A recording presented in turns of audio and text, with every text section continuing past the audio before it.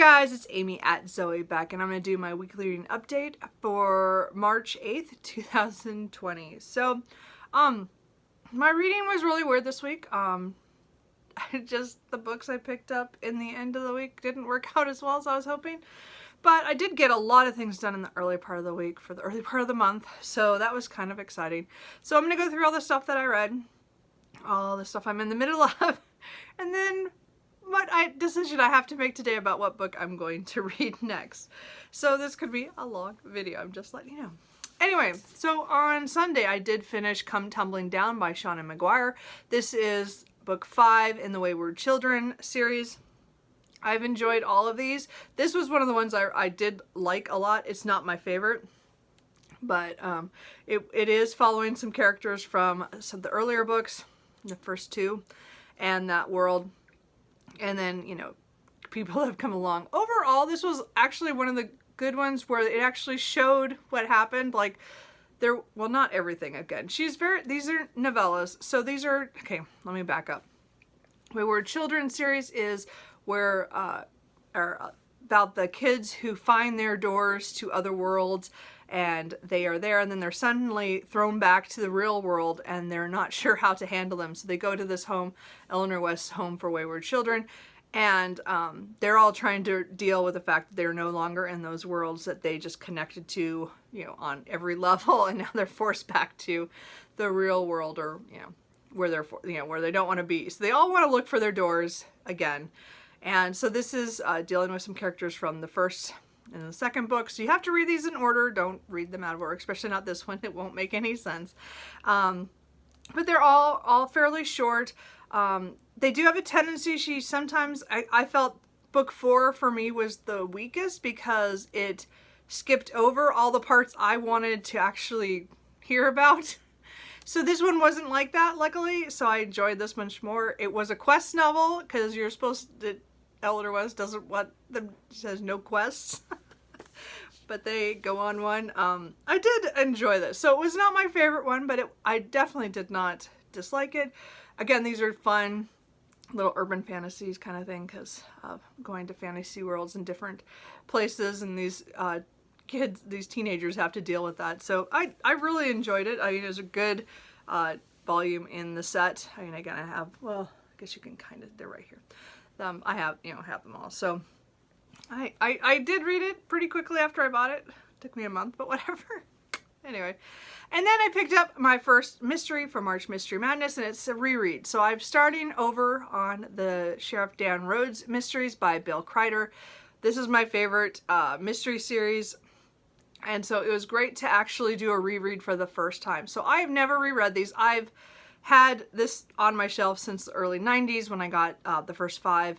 And then I've been reading them every year, every other year, whatever came out until the last one came out last year after Bill Kreider passed away. So I've read them all in order, but I have never reread them. So my goal in the next couple of years is to reread them all, because they're just such fun. So I consider these little kind of cozy police procedural mysteries. We follow Sheriff Dan Rhodes, who is the sheriff of Blackland County in Texas, and it's like a rural area, not a high population, a lot of little areas that used to be like a boom town or a small town, and they've just kind of, people have left, or you know, it's just not a very populated area. There's a lot of people out there that have, you know, farms and ranches and things like that.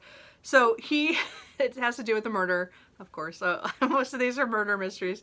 And then, of course, some other little, like there's someone broke into one of the little convenience stores that is on one of the back roads. Anyway, so it was really a much better one than I remember. Like, I didn't remember, like, what happened at all. But as I was reading it, because again, most of his characters they are throughout the whole series, and it was great to see him from the very beginning again. I didn't realize one or two of them that they were in the very first book. I actually didn't remember them starting from the very beginning, and it was just, it was such nostalgia to read this. I read this really fast. I finished this on Monday, and it was such a great, it was really all I could do not to pick up the second one. But the mystery was good, I thought. I mean, again, you could tell, I mean, he wrote a lot of books, not just this series. This just happens to be the series that just I connected to, and it's really the only one I've really enjoyed. I read a couple of the other ones. They're good too. They're just different settings, or one's like a college. I think two of them are like college settings, because he was a college professor. So, this was always my favorite, and I'm really enjoying this reread. I'm going to, as I said, I want to pick up at least one more, hopefully by the end of the month, but we'll see how that goes. But I just love his books, and this one, as I said, there was a murder, and then there's other town thing. I like the way it all put together, and I didn't know how it was going to go until the end, and I like that. But again, I didn't remember how that went, and it's because it's been decades since I read it. I also picked up and finished The Secret World of Og by Pierre Berton. This was published in 1960, was it one? Yes, 1961. It's Canadian. So this was I don't know what edition, it's a special edition of it. It's a children's book. I remember the what do you call it? The TV program that was like a little, TV movie that was, cartoon, I think, of this, and that I watched as a kid. So I don't remember if I read this book. While I read it, I kind of wondered, I'm like, man, I might have read this when I was, in grade school, but I don't remember for sure. I can't say. So his daughter, Pierre Bertens, who wrote this, his daughter, he names the characters, this is like an adventure for his kids. So it's he wrote a lot of other stuff like histories and things, but this is one of his children's books, and all his first 5 kids, I guess he had like 7 at the end, they're all the characters in the story, and Patsy, which is the 3rd oldest, she actually, when they did this edition, they let her draw pictures of it, and so her pictures are throughout of the thing. So again, Og is these kids are playing, and their youngest brother gets lost down a trapdoor that this little green man cut into their playhouse, and then they all go down into the secret world that's called Og, and I do not read much children's books. I do not read much middle grade or YA at all either. Again, I'm just not into those kind of themes and ideas, but it was just kind of nostalgia again, but a different kind than Bill Crider. This was much more, I remember the show just so vaguely, but I remembered really enjoying it, and I know that as a kid I would have enjoyed this, so I thought it was just fun. I've now read it. I don't need to read it again. I will probably get rid of this book, but it was just a fun, like, little ride, and I did get stuck in the middle. I had to set it down after reading 2/3 of it, because I'm not used to children's books, so it threw me off a little bit, but other than that, it was a good read. As I said, if you have kids, I think it's fun to have these little green men who live underground, and the things that how they survive and do things under there. It's kind of neat. Then I also started on, what did I start this on? I might have read this like I guess I'd started it on Saturday or something. I don't remember now. And then I finished it sometime Monday or Tuesday. I think I might have actually finished this Monday too. I think I finished a lot on Monday. I came home and just finished things. So this is Showa, 1939-1944, History of Japan by Suguro Mizuki. So he is a very famous Japanese manga artist and author. This was translated by Zach Davison. So it is a manga, but it's a history of Japan during a certain era. The Showa era is that emperor's reign. And so he's talking about the years. This is the ones that are primarily during the war, where he himself was actually went into the army and was sent overseas. So, or sent down to the, I can't even, like, the island just went out of my head. He was just down in the, southern Asiatic or Pacific. I'm not, my brain just shut down. So it was all those islands. I don't know which set he was in now that I think about it. It was just, it was interesting because, again, I've not studied a lot of the Pacific War for that. So these volumes have been really good. This is volume number 2. So it was very interesting to see, again, from the Japanese perspective. I see him looking back because, again, he wrote these much later in his life, or drew these. And again, he has where he's actually doing battle stuff, like things that actually happened with world leaders and generals and stuff. That most of them, some of the names I know from other books and other things I've read. But a lot of it I didn't know a lot about, and definitely not a lot of the movements of the Japanese army and Navy down in all those islands that are in Asia. So it was very, very fascinating just to get all that. So again, I did read this pretty fast. As I said, I think I read a little bit on Saturday, and then I think I finished it on Monday, so because I didn't want to pick up another book that day. So I think I finished that out, and I said I'm really glad I've listened. So there's 2 more volumes. So anyway, but that's volume 2. And then the book I picked up on Tuesday was A Madness of Sunshine by Nalini Singh. So I've been waiting to read this. It came out in early December. Nalini Singh is like my favorite author writing right now. Like, as I said, pretty much everything she writes I have loved, except for this. So this is not a bad read. Don't take that the wrong way, but this is not a book for me. So this is her first thriller. So that should have, I think that really should have set alarms off for me, because right now I have a lot of trouble reading contemporary novels of any sort. So I'm having already trouble with that way. I have so little patience for some of the themes, and I don't know if it's just because I don't want to deal with reality. I don't think that is. I think it really is that I just feel like I see the worst of humanity over and over, and I get really kind of tired of it, I guess. So this thriller, though, is different because, again, her writing style is still, she writes so well. I really like her characters. I love the setting. This takes place in New Zealand in a place called Golden Cove, and Anahara is coming back from living abroad for about 10 years. Her husband has recently died, and she found some really horrible truths about him once he died. And so she's heartbroken and coming back to the places she ran away, got out of. She just didn't want to be there anymore when she was a kid due to other things that had happened in her home life. So she's coming back to, and she's just not sure what she's going to do with her life at this point. And not because her career is in jeopardy or anything. That's not even, but it's like more just she doesn't know what where she wants to be.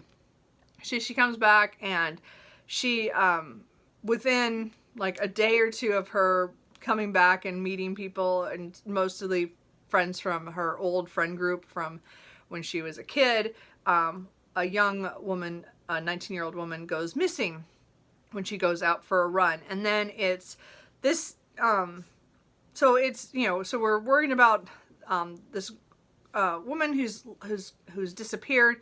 We're dealing with all the suspects. The other main character is Will. He is the county cop for the area, and he's kind of been put out there because he was having anger issues at his job. Anyway, they all have really horrible backstories. I guess I don't know how to explain this, but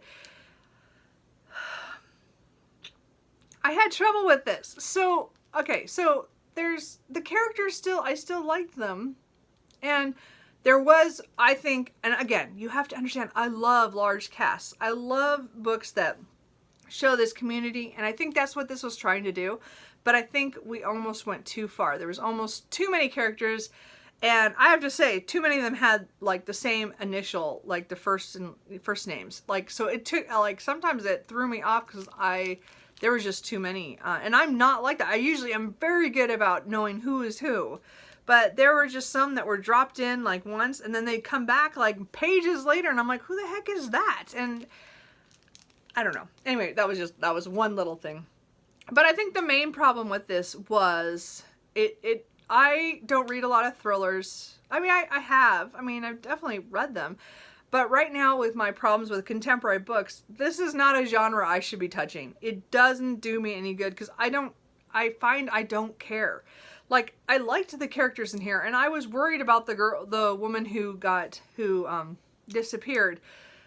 But it has all those domestic issues that I'm like, I don't want to deal with. There are people lying, there are people hiding secrets, there's, you know, people cheating on other people, and, you know, it was all the stuff I don't care about.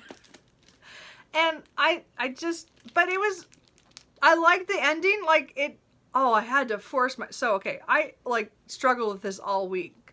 And, Friday night, I was like, okay, we are halfway through this book. I need to either read a little bit more and DNF this, or I need to just power through. And the next 50 pages were hard, but then after that, it sped up, and the ending was pretty satisfying. I liked the twists. I mean, they're not super twist, you know, but I liked the way the mystery went, where I was not right. I kept changing my mind all the way through. She did that really well. So I think it really is just me. I think it is my problem with contemporary books right now.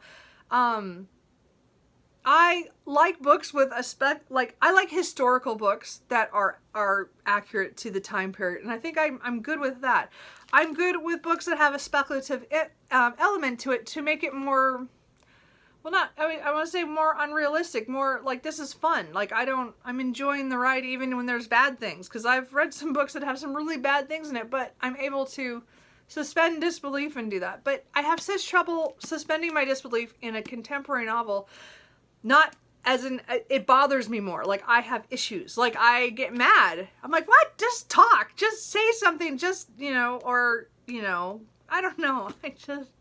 I get frustrated. Anyway, so it is not the book's fault. I do not blame the book. That's why I did not rate it low. I mean, I rated it a 3 on Goodreads, because it wasn't bad. So, but my rating is, you know, I almost put it as could have put it as a 2 because I fought so hard to get through this, but it really wasn't the book's. I don't think it was the book's fault. I really think it was my issue with it, and it was written really well. So I bumped it to a 3 because it is I think a book that a lot of other people are going to enjoy who like thrillers, and I think that's just, you know, that's for them. For me, it just wasn't what I wanted. And again, she writes mostly stuff with speculative elements in it, you know, paranormal romance, which I really love because the world is different. I don't know.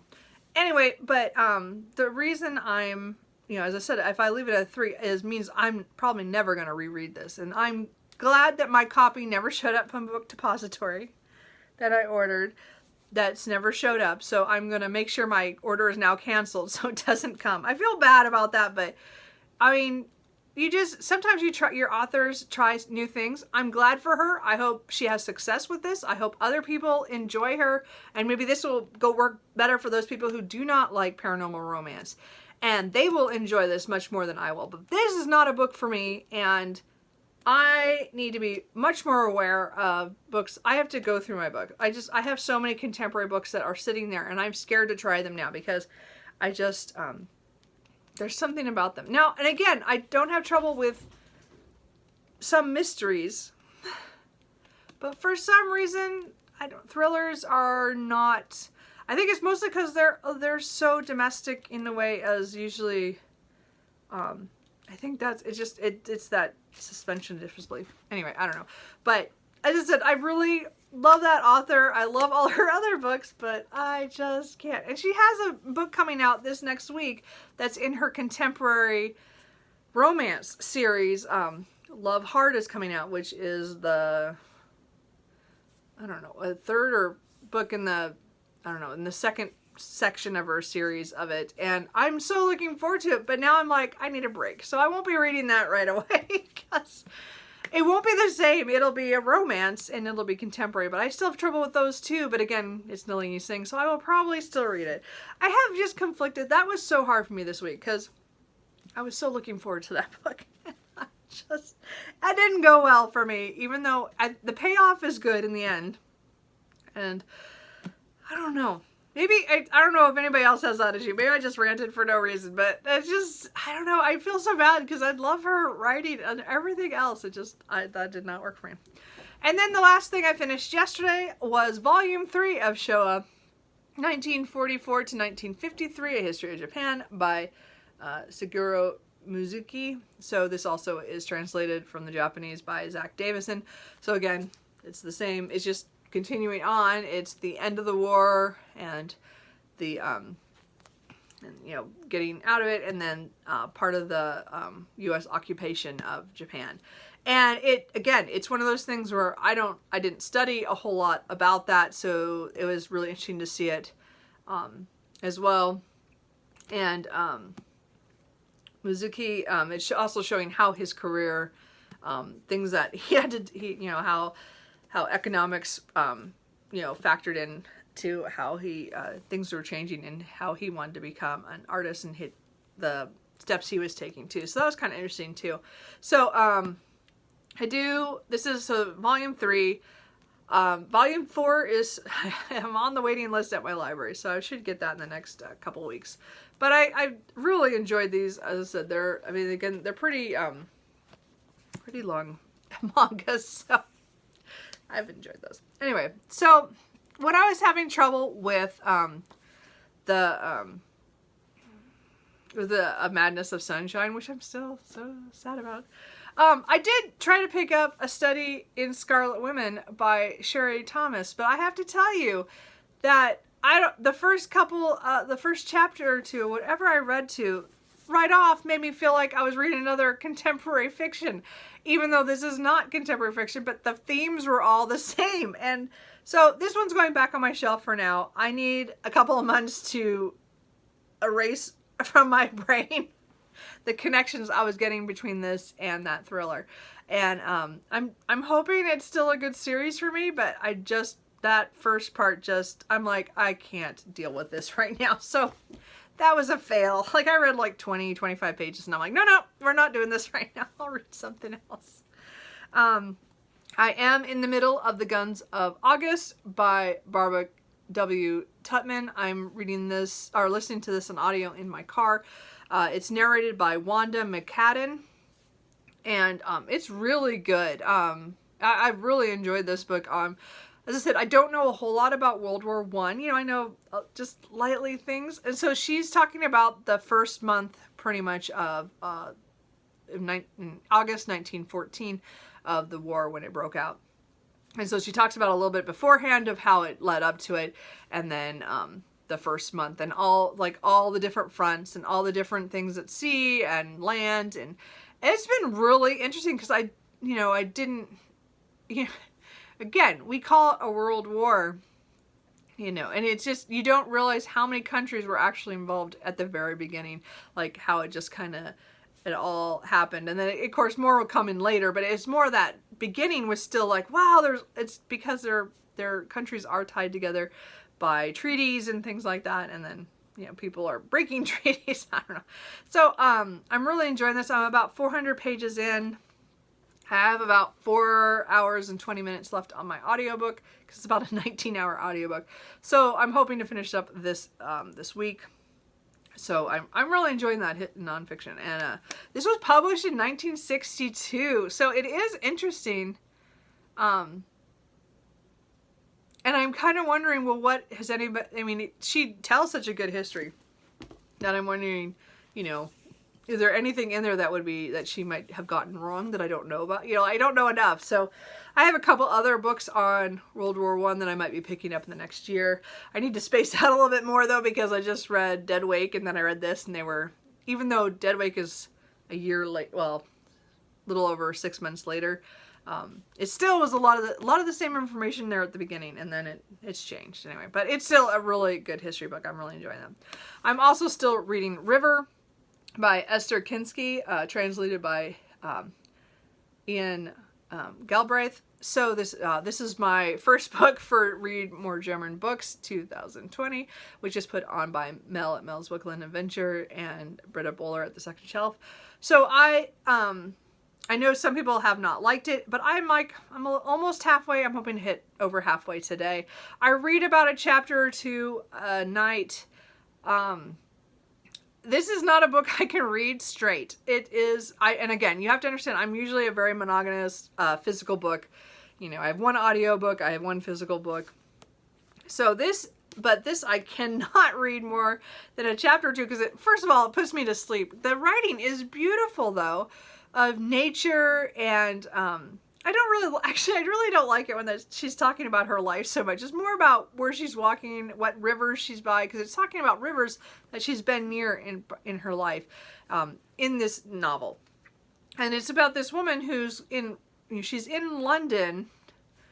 I don't really know why. And she's kind of at loose ends. And it's like she gets jobs and doesn't, and I don't know. She travels the world, though she's gotten to go to so far to, you know, like she went to Canada and she went to Tel Aviv. And it's like, I don't understand how.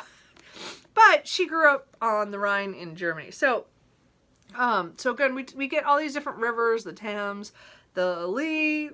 I don't remember what the one in Tel Aviv was, but again, it's like, so most of the chapters are between like 8 and 20 pages.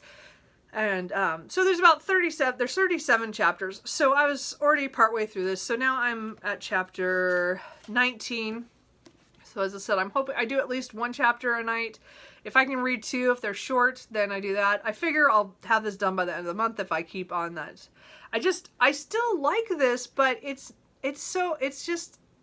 very slow going, very light. There's dialogue once in a while within the narrative, but it's not in quotes, you know, it's like that, but there's not that much. It's so low on dialogue. It's mostly very much heavy description, which is something I've always like. I don't read I admit it. I get to a point in some epic fantasies that I start skimming the descriptions because I get tired of it. But this one, it's just, I love the way it's written, as in, it flows really nicely. It's just, I can only read so much at a time. And that's Cooper, as always. So anyway, I'm really still enjoying this, and I'm, you know, I'll get it done by the end of the month. I will be picking up more German books throughout the year. I do want to do that. At least get the 5, so I'm in the lowest tier, but at least I want to do that. So, but I'm still working on that. And then the very last thing I want to talk about is March of the Mammoths. So I had planned to pick up my March of the Mammoths next. And then yesterday I was just not feeling it. So I'm not sure what I'm going to do today. So I just want to put out, I could go both ways and I haven't decided yet. So Les Miserables by Victor Hugo. This is translated by Norman Denny. Book has been on my shelf for 17 years. I would really like to read this and get it off my shelf, or, you know, say I've read it. But when I picked it up yesterday afternoon, I read the first like couple sentences and I'm like, I don't know if I want to read this. So this was published in 1862, but it's following, I think it's during the French Revolution. Anyway, at least I think so. Anyway, I don't know. It's been so long since I watched the play or, you know, anything. Or watched a movie. So I do want to read this. I don't know if I feel like that today. So we will see. So again, that's my March of the Mammoths book that I want to read this month. And I'm already, you know, we're the 8th. So I still have time because it's over 1,200 pages. That'll take me a while. But the book that I'm drawn to right now is one of the other oldest books on my TBR, actually the one that technically is the very oldest. Not this copy. I had an older copy that I got rid of a couple years ago when I got this one at a library book sale. So but I still consider this the oldest book on my TBR that I've wanted to read the longest, and that was since high school. So I read part of it in high school, and then I just never finished it. I mean, again, I read a lot in high school, and you get distracted on things. So I don't know what happened. I don't remember. Anyway, so this is historical fiction, murder, or, you know, mystery. So this takes place in 1327. Yeah. So the narrator is going as a clerk with is it Brother William? Brother William of Baskerville. So, and they're going to this, this other, the place where monks are. I don't know. It's just abbeys.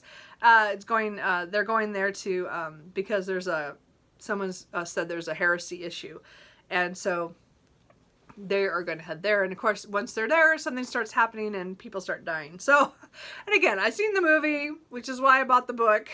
Christian Slater. Anyway, the point is that this is calling to me more right now than Les Mis. So I might read this one first this week and then pick up this one. The other reason I'm thinking about doing that is because I'm going to be doing a lot of overtime this week. One of my coworkers is off to a convention. Yeah, I know. Hopefully he'll be okay. Anyway, but I need to go in early every day and I might have to stay late. So I won't be feeling like up for a lot of reading, I don't think. I might be doing more audiobooks, which would be nice. Well, I don't know. It matters how busy I am. But I just feel like I won't be feeling like coming home to read this. Now, these are both translated. I forgot to say this is translated from the Italian by William Weaver. So I have a translated book. It's just, I think the mystery is going to pull me, it'll be an easier read for me when I'm doing so much overtime. So I think I'm leaning towards this, but you guys let me know what you think I should do. Should I just try to read Les Mis, or I think I'm going to read this? I don't know. You guys let me know what you think. But that's kind of it. That's, all the stuff. A lot of books, a lot of stuff. I'm going back to the library to take all my library books back. I have picked up I put on hold so many other books. I'm ridiculous. So, I go through phases. So I got a couple more manga and, graphic novels I picked up. So, that I picked off of a list, online. So I'll tell you more about that when I read those. And then I wanted those to read in between. Sorry, the cat is just stabbing me. Sorry. To read during Les Mis to take breaks, but that's, I don't know. I'll probably read them before that. And then, I don't know. I have a lot of library books. I just have to go get them today and take back these other ones. I don't know how to end this video. Anyway, so how is your guys' reading going? I'm enjoying March Mystery Madness. As I said, I've read now 2. And again, I really think I'm going to read the Name of the Rose. So that'll be 3. And then I'm hoping I'll get to the March of the Mammoth, my Mammoth book. But I don't know. I have this bad feeling that this is not the month for a Mammoth book. I think I want to read more of the mysteries than a Mammoth. So I'm not sure I'm dropping out yet. But my mood is swinging away from Les Mis, and I don't think it's his fault. I really think it's just right now, I'm not ready for it. I don't know. What do you guys think? I don't know. Anyway, are you guys participating in March Mystery Madness, or read more German books, or are you actually attempting getting your Mammoth done and I'm just behind? Let me know, and I will talk to you guys later. Bye.